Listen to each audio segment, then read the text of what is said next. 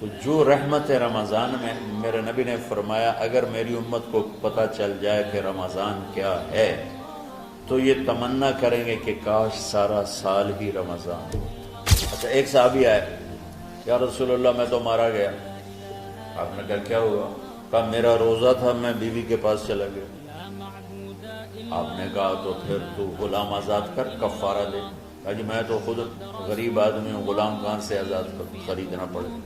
آپ نے فرمایا پھر آخر یہ کہ 60 روزے مسلسل رکھنے ہوتے ہیں جو کفارے کے ہوتے ہیں۔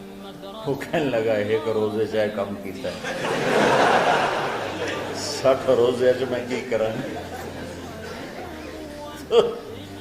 آپ نے کہا ادھر آ، یہ کھجوریں لے جا اور 60 گھروں میں تقسیم کر دے۔ کہنے لگا یا رسول اللہ، اللہ کی قسم مدینے میں مجھ سے غریب کوئی نہیں، آپ ایسا کرو یہ میرا کفارہ مجھے ہی صدقہ کر دو۔ تو آپ اتنا ہنسے کہ یہ آخری دانت نظر آنے لگے۔ بہت کم ایسا ہوتا تھا۔ رمضان علم کا مہینہ ہے، سونے کا نہیں ہے، کھانے کا نہیں ہے، سموسے پکوڑے کا نہیں ہے، رمضان علم کا مہینہ۔ یہ رمضان کی سب سے بڑی تیاری، مشکل کام آپ یہ سیکھ لیں۔ صاف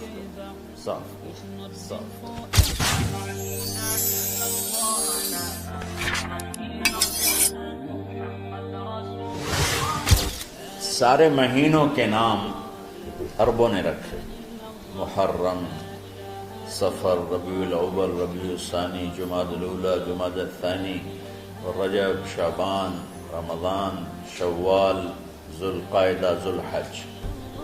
اس میں جو رمضان ہے یہ نام اللہ نے رکھا، باقی مہینوں کے نام تو رکھے عربوں نے۔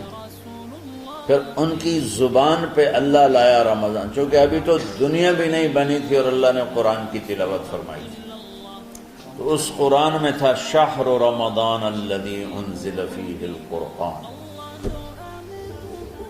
تو رمضان کا نام اللہ نے پہلے سے چن رکھا تھا، پھر ان سے رکھوا دیا۔ رمضان کہتے ہیں رمض یرمز، جل جانا، جل جانا۔ رمضان کو رمضان کیوں کہتے ہیں؟ اس میں گناہ جل جاتے ہیں۔ مسلمان پہلا روزہ رکھتا ہے اور اس کے گناہ اللہ جلانا شروع کرتا ہے، اس کی بھوک پہ آس کی آگ میں گناہوں کو ڈالتا ہے، جلاتا ہے۔ آخر 29 رمضان یا 30 رمضان آخری رات اللہ تعالیٰ اس کی پچھلے سال کے سارے گناہ معاف فرما دیتا ہے۔ تو اس کو اس سے تشبیہ دی گئی کہ جیسے جلنے سے چیز ختم ہو جاتی ہے، رمضان کے روزے کی بھوک اور پیاس کی تپش سے اللہ تعالیٰ پچھلے سال کے سارے گناہوں کو معاف فرما دیتا ہے۔ تو ہم نے رمضان میں شروع کی کہ یہ رحمتوں کا مہینہ، ہر چیز کی برکت کا مہینہ، ہر شے کی اللہ کی طرف سے فراوانی اس میں ہے، علم کی بھی، ہدایت کی بھی، رزق کی بھی۔ پھر اللہ نے اس مہینے کا نام خود رکھا شہر رمضان، شہر رمضان۔ اس میں شب قدر رکھی، اس میں رات کی ایک نماز۔ اچھا پہلی امتوں پہ روزہ فرض تھا افطاری سے افطاری، افطاری سے افطاری، بہت شدید تھا، 24 گھنٹے کا روزہ۔ بس افطاری کے بعد آنکھ لگ جاتی تو روزہ اگلا شروع ہو جاتا۔ تو ہم پر بھی پہلے ایسے ہی روزہ ہوتا رہا، افطاری سے افطاری۔ تو ابن سرمہ رضی اللہ تعالی عنہ اونٹ چرانے والے تھے، وہ شام کو لوٹے تو بیوی سے پوچھا کوئی افطاری کا سامان ہے؟ انہوں نے کہا ہے تو نہیں، میں کہیں سے لے آتی ہوں۔ وہ گئیں افطاری کا کوئی سامان لینے، ان کو تھوڑی دیر ہو گئی اور ان کی آنکھ لگ گئی، تھکے ہوئے تھے، سورج ڈوب گیا۔ جب وہ آئیں تو ان کا ہائے سرمہ تو ہلاک ہو گیا۔ کیا ہوا؟ کہا اگلا روزہ شروع ہو کیونکہ تیری آنکھ لگ گئی۔ تو انہوں نے کہا چلو کوئی بات نہیں، لیکن ظہر کے وقت بے ہوش ہو گئے۔ ایک روایت میں آتا ہے نماز پڑھنے آئے اور گر گئے، اور ایک میں آتا ہے گھر میں بے ہوش ہوئے۔ تو جو بھی صورتحال تھی اللہ کے نبی کو پتہ چلا۔ کیا ہوا؟ سرمہ کو کہا جی وہ افطاری کر نہیں سکے تو روزہ شروع ہو گیا تو بے ہوش ہو گئے. تو اللہ کے نبی رنجیدہ ہوئے تو اللہ تعالیٰ نے قرآن اتار دیا، چلو میرے محبوب ساری رات کھاؤ حتی یتبین لکم الخیط الابیض من الخیط الاسود من الفجر، کہ میرے محبوب صبح صادق تک آپ کی امت کو اجازت ہے کھاؤ. پہلی امتوں پر افطاری سے افطاری، لیکن ان کی نماز تراویح نہیں تھی. تو ہمیں اللہ تعالیٰ نے دیا سحری تک پوری رات. اچھا ایک صحابی آئے، یا رسول اللہ میں تو مارا گیا. آپ نے کہا کیا ہوا؟ کہا میرا روزہ تھا، میں بیوی کے پاس چلا گیا. آپ نے کہا تو پھر تو غلام آزاد کر، کفارہ دے. کہا جی میں تو خود غریب آدمی ہوں، غلام کہاں سے آزاد خریدنا پڑے. آپ نے کہا 60 مسکینوں کو کھانا کھلا. کہ میں آپ مسکین ہیں، میں کینوں کھانا کھلاؤں. آپ نے فرمایا پھر آخری ہے کہ 60 روزے مسلسل رکھنے ہوتے ہیں جو کفارے کے ہوتے ہیں. وہ کہنے لگا ایک روزے چاہے کم کیتا ہے، 60 روزے جو میں کی کریں. آپ نے فرمایا اچھا ٹھیک ہے بیٹھ جاؤ. بیٹھ گئے. تھوڑی دیر ہوئی تو ایک انصاری صحابی کھجوروں کا ٹوکرا لے کر آیا کہ یا رسول اللہ یہ صدقے کی کھجوریں تقسیم فرما دیں. تو آپ نے فرمایا بھائی وہ کدھر ہو؟ کہا جی بیٹھا ہوں. آپ نے کہا ادھر آ، یہ کھجوریں لے جا اور 60 گھروں میں تقسیم کر دے. سبحان اللہ، اللہ نے اس امت کو لاڈ لڈائے ہیں. یہ اللہ کی لاڈلی امت. عجیب واقعہ یہ. کہنے لگا یا رسول اللہ کی قسم مدینے میں مجھ سے غریب کوئی نہیں، آپ ایسا کرو یہ میرا کفارہ مجھے ہی صدقہ کر دو. تو آپ اتنا ہنسے کہ یہ آخری دانت نظر آنے لگے. بہت کم ایسا ہوتا تھا. فضحک حتی بدت نواجذہ، ایسا ہنسنا آپ کبھی کبھی ہنستے تھے کہ آخری دانت پورا منہ کھل جائے. تو آپ اتنا ہنسے کہ آخری دانت تک نظر آنے لگے. تو آپ نے کہا اچھا جا لے جا تیرے واسطے، لیکن یہ صرف تیرے لیے اور کسی کے لیے نہیں. تو جب ایسی خیانت ہوئی تو اللہ تعالیٰ نے دوسرا حکم بھی اتار دیا، باشروہن، کہ تمہارے لیے بیوی بھی حلال ہے، کھانا بھی حلال ہے جب تک صبح صادق نہیں ہو جاتی. لیکن اللہ نے ہمیں ایک نماز عطا فرما دی جس کو ہم آج صلاۃ التراویح کہتے ہیں. میرے نبی کے زمانے میں اسے قیام اللیل کہا جاتا تھا. تراویح کا نام کب پڑا اس کا تو مجھے پتہ نہیں، کہیں نہ کہیں لکھا ہوگا، لیکن صحابہ کے دور میں اس نماز کا نام تھا قیام اللیل. اس لیے حضرت عائشہ رضی اللہ تعالیٰ عنہ کی روایت ہے جس سے 8 رکعت والے حضرات استدلال کرتے ہیں کہ رمضان اور غیر رمضان میں اس کو امام بخاری نے قیام اللیل کا ہی عنوان دیا ہے. آپ نے 11 رکعت سے زیادہ نماز نہیں پڑھی. ایک ضعیف روایت میں ہے کہ آپ نے 3 دن پڑھائی نماز. یہ تو صحیح روایت ہے. کتنی رکعت پڑھائی؟ تو ایک ضعیف روایت میں ہے کہ 20 رکعت پڑھائی. اچھا ضعیف روایت سے عبادت ثابت نہیں ہو سکتی حکم شرعی. تو جب حضرت عمر رضی اللہ تعالیٰ عنہ نے سب کو، میرے نبی کے دور میں 3 دن کے بعد آپ تو آئے نہیں کہ کہیں فرض نہ ہو جائے، تو صحابہ اپنے طور پر قرآن سنتے تھے ٹولیوں میں. صدیقی دور میں 2 سال وہ فتنوں میں گزرا تو اس میں بھی اسی طرح چلا کہ ٹولیوں میں ہوتی. حضرت عمر رضی اللہ عنہ کے زمانے میں حکومت مضبوط ہو گئی، طاقتور ہو گئے. تو ابتدائی سالوں میں نہیں، چند سالوں کے بعد اب مسجد میں تشریف لائے تو لوگ اس طرح کوئی 4 ادھر 4 ادھر 5 ادھر 10 ادھر 20 ادھر. کہنے لگے ان کو ایک امام پہ جمع کر دیا جائے تو کتنا اچھا ہوگا. تو آپ نے سب کو اکٹھا کیا اور ابی بن کعب رضی اللہ تعالیٰ عنہ کو امام بنایا اور سب کو ایک نماز پہ جمع کر کے 20 رکعت کا حکم عطا فرمایا. تو حضرت عمر کا یہ عمل اس حدیث کو مضبوط کر دیتا ہے کہ جو کہ میرے نبی نے کہا علیکم بسنتی و سنت الخلفاء الراشدین من بعدی، کہ میری اور میرے خلفاء راشدین کی سنت پر مضبوطی سے عمل کرنا. تو حضرت عمر کا جو 20 رکعت طے کرنا ہے اگر ان کا اپنا اجتہاد ہے تو بھی ہمارے لیے عمل کے لیے کافی ہے، اور اگر ان کو یہ یاد ہے کہ میرے نبی نے 20 پڑھی تھیں تو اور زیادہ اچھی بات ہے۔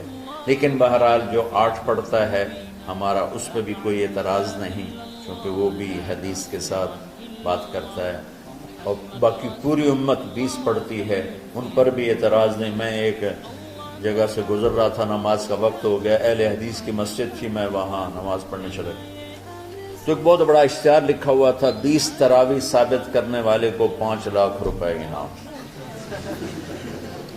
کس قدر بے وقوفی ہے اور کس قدر احمقانہ یہ امت کی باتیں ہیں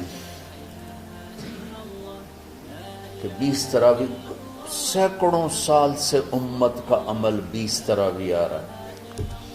تراویح کا نام جو پڑھا مجھے یوں لگتا ہے کہ اہل مکہ، یعنی اہل مکہ جو تھے نا، وہ 4 تراویح پڑھ کے ایک طواف کرتے تھے،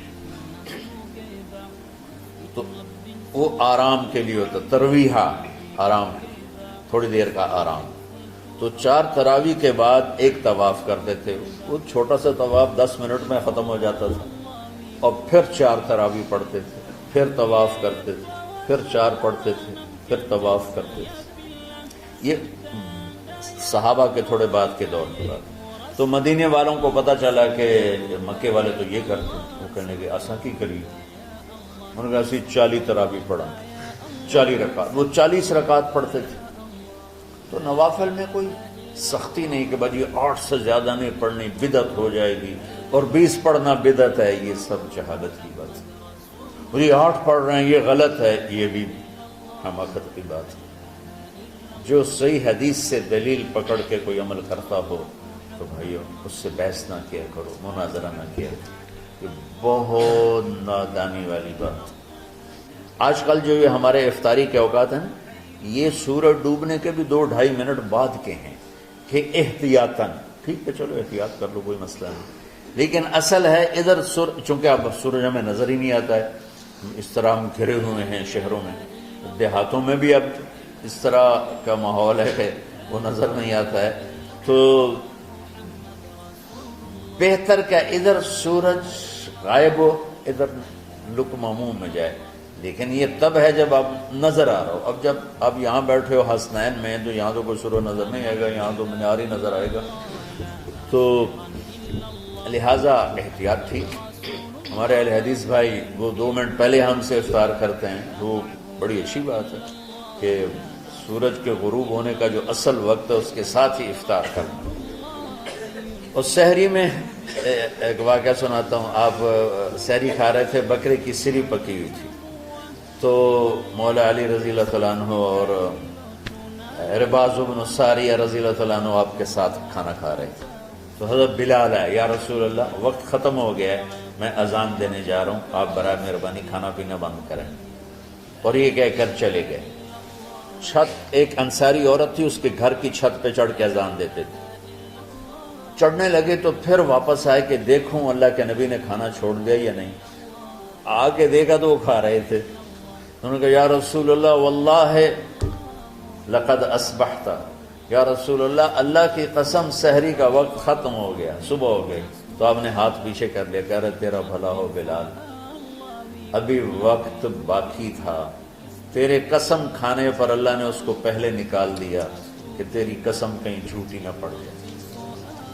تو حضرت علی نے فرمایا کہ اگر بلال قسم نہ کھاتے تو جب تک میرے نبی کھاتے رہتے صبح صادق نہیں ہونی تھی، تو بالکل آخری وقت میں آپ کھاتے تھے تاکہ کم سے کم وقت امت پہ بھوک کا آئے۔ تو اللہ تعالیٰ آپ کے علم میں برکت دے۔ رمضان علم کا مہینہ ہے، سونے کا نہیں ہے، کھانے کا نہیں ہے، سموسے پکوڑے کا نہیں ہے، رمضان علم کا مہینہ۔ تو اب جب دوبارہ تھوڑا سا موسم ٹھنڈک کی طرف گیا اور رات کچھ تھوڑی لمبی ہونے لگی تو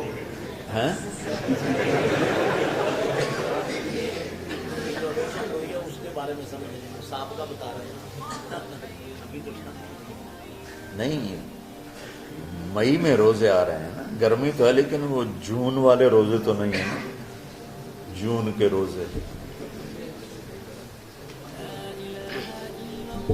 آپ لوگ جوانوں، میرے جیسا کوئی آدمی کرے عذر بہانا تو ٹھیک ہے، اور پھر سحری کر کے اور فجر کی نماز کے بعد آرام ہوتا ہے، تھوڑی روٹین تبدیل ہوتی ہے، لیکن یہ دنیا مشقت کی اٹھانے کی جگہ ہے۔ بس رمضان کی سب سے بڑی تیاری کیا ہے کہ اپنے دلوں کو صاف کر لو پہلے سے۔ شعبان کی سب سے بڑی تیاری کیا ہے کہ اپنے دلوں کو صاف کر لو، کہ جس دل میں نفرت ہو، بغض ہو، کسی کے لیے غصہ ہو، کسی کے لیے کیا کیا جذبے ہوں، دل صاف کرنا۔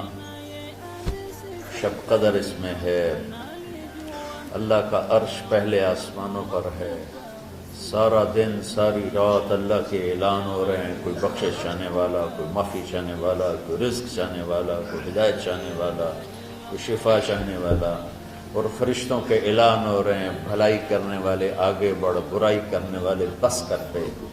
تو جو رحمت رمضان میں، میرے نبی نے فرمایا اگر میری امت کو پتہ چل جائے کہ رمضان کیا ہے تو یہ تمنا کریں گے کہ کاش سارا سال ہی رمضان ہو۔ تو ہم نے نظام بنایا ہوا ہے، لوگ وہ کر رہے ہیں، وہ روزانہ جھاڑو دیتے ہیں۔